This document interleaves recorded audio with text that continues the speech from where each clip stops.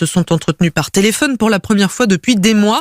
Et puis dans un courrier adressé aux Nations Unies, la France, le Royaume-Uni et l'Allemagne réclament l'ouverture d'une enquête impartiale sur les drones iraniens vraisemblablement fournis à la Russie. Bref, on le voit, Nicolas Tonev, le conflit s'internationalise progressivement.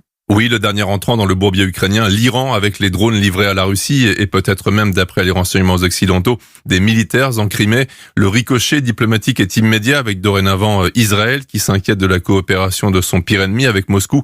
Également au cœur des préoccupations de Kiev, les prochains mouvements du Bélarus après des tirs de missiles et des décollages d'avions et d'hélicoptères russes depuis son territoire.